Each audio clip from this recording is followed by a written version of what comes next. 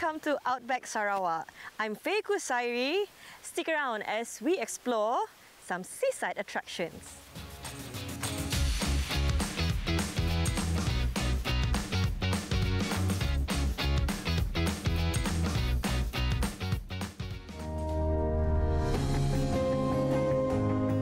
I'm Faye Kusairi, actor, dreamer, traveller on a journey to explore my native land. This is my story.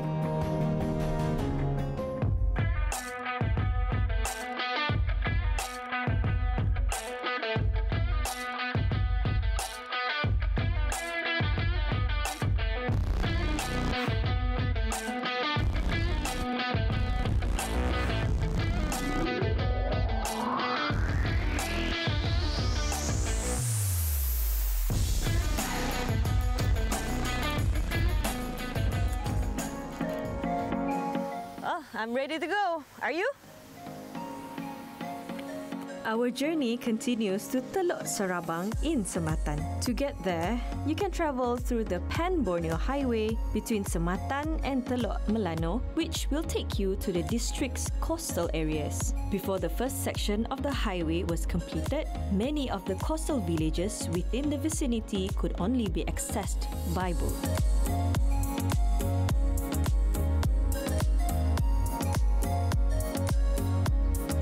Our first stop was at the Roxy Teluk Serabang. Located in Pelaman Siru, here you can relax in the garden or have a meal at the restaurant. But I prefer to lounge around at the terrace that overlooks the South China Sea, where you can watch the gentle waves wash over the shore.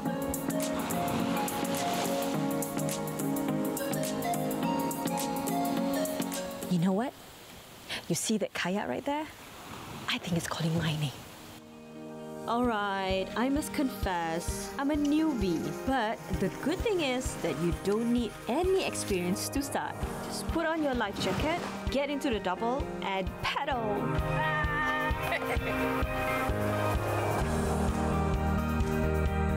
A lot more paddling, and I'm going to develop some muscles in my arms for sure.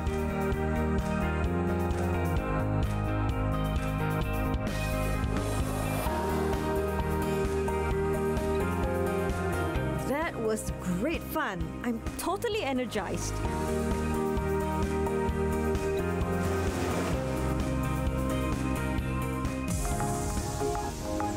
Fresh from our activity at Teluk Serabang, we move on to Kampung Teluk Melano. More than a century old, what used to be a remote village where fishermen took shelter from the storm is now a popular beach destination for locals. Since Teluk Melano is at the tip of the expressway, the site is now referred to as Mile Zero, as it's the starting point for the 2,083-kilometer highway.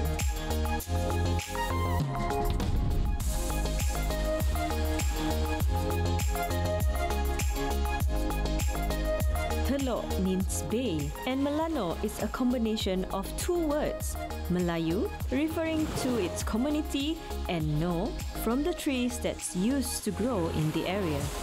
Situated next to Tanjung Datu, Kampung Teluk Melano is very close to the Sarawak-Kalimantan border.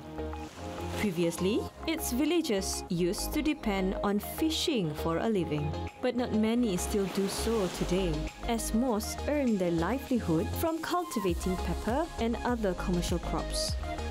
Well, time to get going. Stay tuned for more after the break.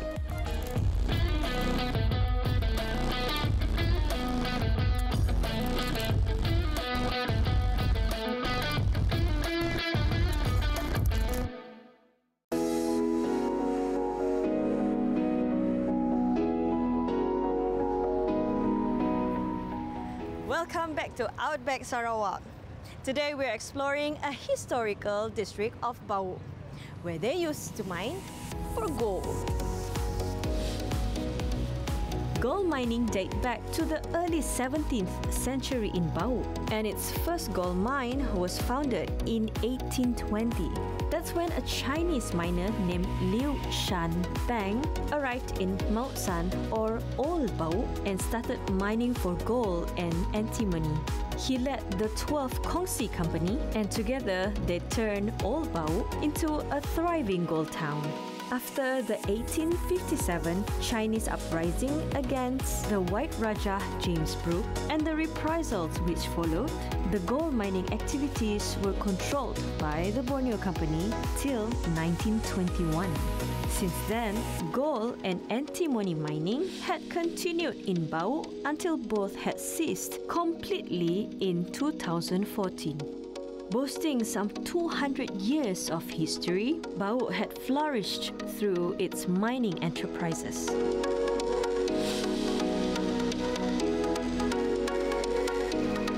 The Bau district shares a border with the Bengkayang Regency in West Kalimantan. So we thought we'd head towards Serikin near the border to see what we can find. Along the way, we discovered some roadside stalls selling some farmers' produce in Kampung Duyo.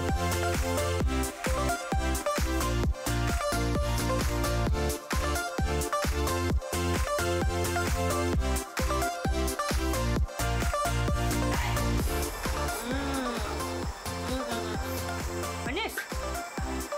It's really sweet. Really good.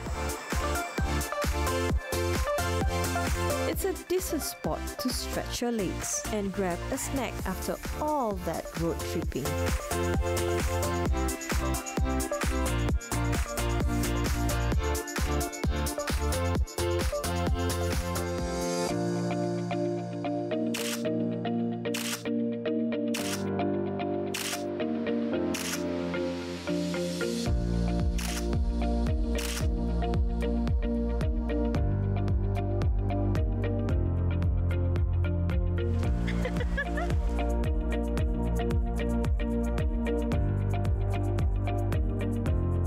From Kampung Duyo, resume your journey along Jalan Serikin, and in less than 10 minutes, you'll arrive at a small town called Serikin. Known as Kampung Jagoi Serikin to the locals, one of its main attractions is no doubt the Serikin Weekend Street Market that's been around for 20 years.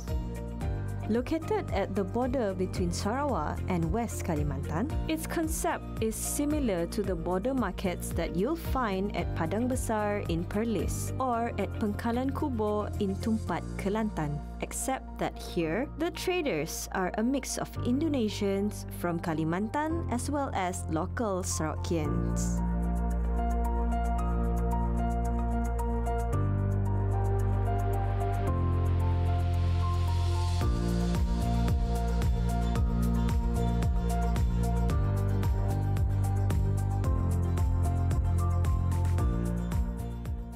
From Serikin, we drove back into town to visit another popular attraction in Bau, Tasik Biru, which means Blue Lake. I'd already heard so much about the legendary Blue Lake before this, so it is indeed a pleasant surprise to see the newly opened Bau Bicentennial Bridge that will allow you to get across on foot.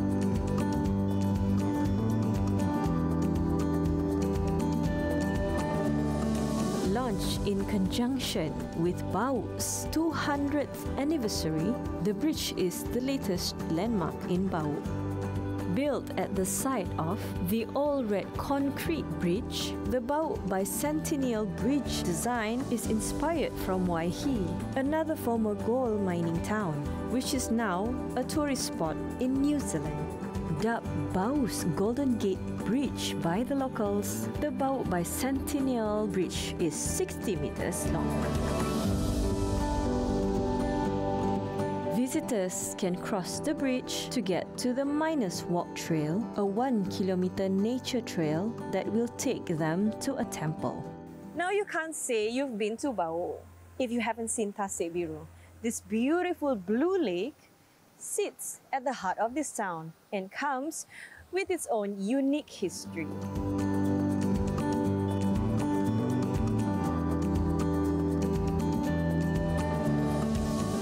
Tasik Biru 200 years ago was a mining town. All right. Of course, as a mining town, the early migrants from China, they came over to Kalimantan, a town called Sambas. Okay. All right. So from Sambas, because at that time Indonesia, as you know, Borneo is the third largest island in the world. Yes. And of course, there is no boundary, so they can come in as they please. So this is, of course, is the third largest island in Borneo. Yeah. So they came here, of course, the Chinese settlers from China. So they were here, and then they do prospecting of gold. This man-made lake used to be a gold mine. Its name was adapted from the words Tai Parit, which means big drain in the Hakka Chinese dialect. But it was flooded in 1921 and had become a lake ever since. And it's the high level of arsenic in the lake that gives it its beautiful blue color. Still, there isn't a dearth of activities here. Just walk across the blue pontoon and you'll have access to some water activities offered by the Roxy Tasik Biru Resort City Bau. A highlight at the resort is its floating chalets. Thus, you can choose to spend the night in comfort and wake up to a peaceful view of Tasik Biru. Ready, Idris? Yes. Let's go! Bung Jagoi. Guess it's time for a hike. And when in Bau, you can start by hiking to the old Bidayuh village on the mountains called Bung Jagoi. In Bidayuh dialect, Bung means summit. So get set for an uphill climb as we're going to the hilltop.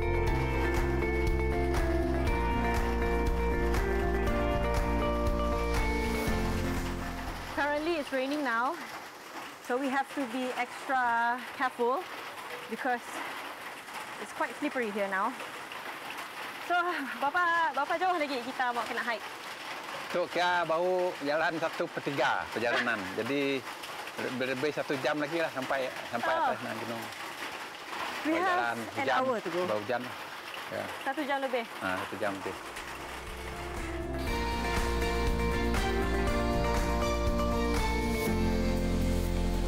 Jadi kita di Ban Boya. Ban Boya. Okay, kan? We're in Ngam, Chun kah? Ban Boya. Ban Boya nombor 2. Tulis warna merah. So that's the top, is it? Gazebo, Yeah. The place that we're heading to is about 300 meters above sea level. I wouldn't exactly say it's a difficult climb, but if you're new to uphill hiking, it's always a good idea to pace yourself and take breaks when you need to, as walking uphill can leave you out of breath.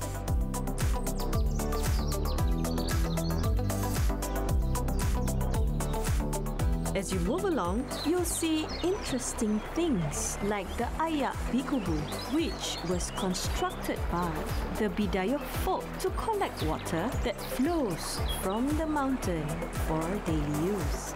The water looks cool and refreshing indeed. Mind you, the hike up to Bung Jagoi is considered fairly easy by the locals, and there's often a guided tour. Again, it's all about pacing yourself.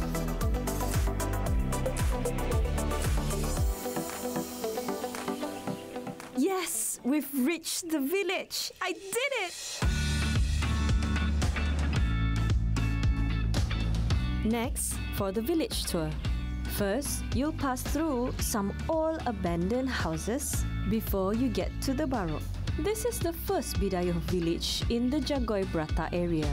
Its community had originated from Mount Sungkong, Indonesia, before they migrated to Bung Brata some 750 years ago. They were forced to leave the settlement after an attack by the Iban Skrang ethnic tribe in 1837 and formed new villages in various areas including Bung Jagoi. As there were also headhunters, the barok is where the Bidayuh warriors kept their enemies' human skulls as trophies. Today, this serves as a gallery that preserves the history and culture of the Bung Jagoi ethnic group for the benefit of their future generations. Well, I think I'm gonna take my time after the climb. Stay tuned for more after the break.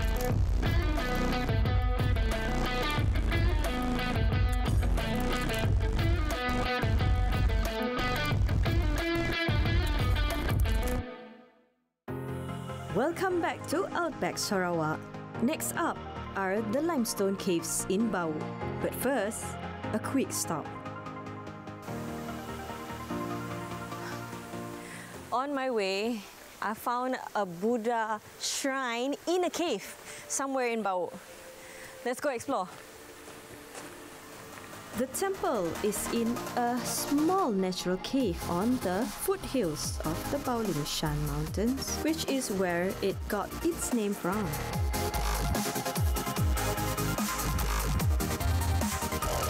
A walk up the wooden stairs will lead you into the Buddhist temple. Being housed in a limestone cave, you'll see interesting rock formations inside. There are features that symbolize the five elements: earth, air, water, fire, and wisdom.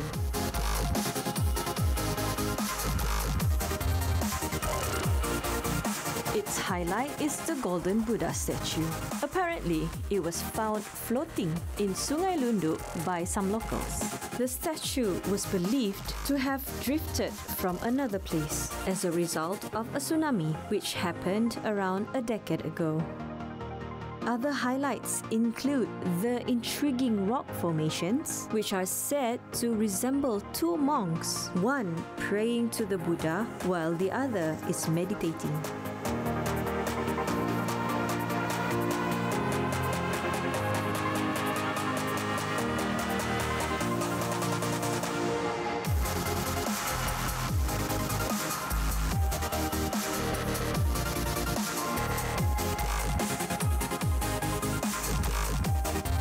Far from the temple, about 200 meters away, you'll find a unique coffee place called the Kapau Cafe. On one hand, it reflects a traditional Chinese cafe, while on the other, it incorporates elements from its natural surroundings to sort of blend in with its location. Let's have a cup of coffee inside.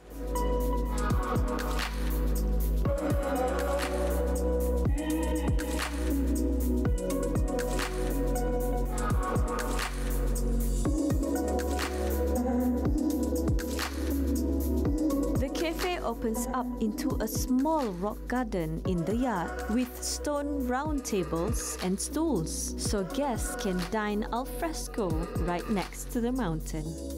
The whole place emits a calm and peaceful vibe. I can see myself sitting here for hours. That dinosaur, though, was a bit of a surprise, and a T-Rex, no less.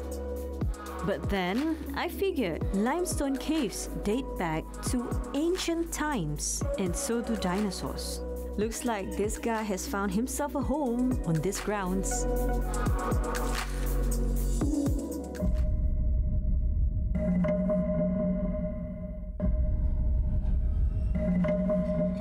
They say that caving is not for the faint-hearted.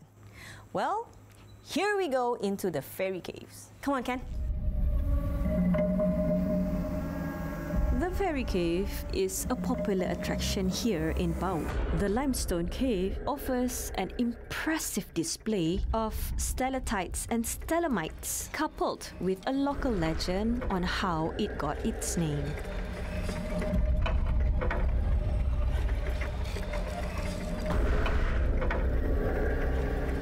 In Fairy Cave, there's a legend surrounding this cave because it used to be like a Bidayu longhouse in the cave. So how this legend came to be is that in this longhouse, there's a boy and his grandmother. They are very poor, but the rest of the longhouse are pretty okay. They are doing okay. And then so during the Gawai celebration, which is a celebration for these Bidayu people, the rest of the longhouse, they have money, you know, they have food, so they can celebrate. But the boy, this poor boy and the grandmother, they don't have food, so they couldn't celebrate. Of course, he's excited as well during the celebration, so he went and tried to sneak in and have a peek at the celebration. But this made the tua rumah or the longhouse unhappy. So he pretended to be kind and give him, you know, he gave him this bamboo waste, the sugar cane waste into a bag and give it to him and tell the boy that this is, you know, meat, pork, you know, all these vegetables as food for him to bring back because it's a celebration. Yeah. So of course the boy, you know, he got the food, he didn't look in it and he was happy. He brought it home to his grandmother. But when the grandmother opened it up, It's just rubbish. Yeah, she realized it's just rubbish. Oh my. So she was very angry, so she cursed the villagers of this longhouse. And then she dressed up this cat, the black cat, in dressing like human and throw it into the longhouse during the celebration. So of course these people during celebration, they see all this cat, they find it funny. So they laugh. And then suddenly there's a thunderstorm, rainstorm. Which turn the villagers into stone. So as we make our journey through the cave, you will see this stone. The dark trail. Yeah, you will see these stone formations that look like human. Those humans are said to have formed the stalactites and stalagmites in the fairy caves. Sounds like quite a legend. Gosh, what a full day it's been. From exploring the coastal villages and seaside activities to a trip to a gold mining town. Different places with varied historical accounts which led them to where they are today. My journey of discovery made me believe that everything happens for a reason, more than ever now. Thus, I'm learning to be grateful, positive, mindful, true, and kind.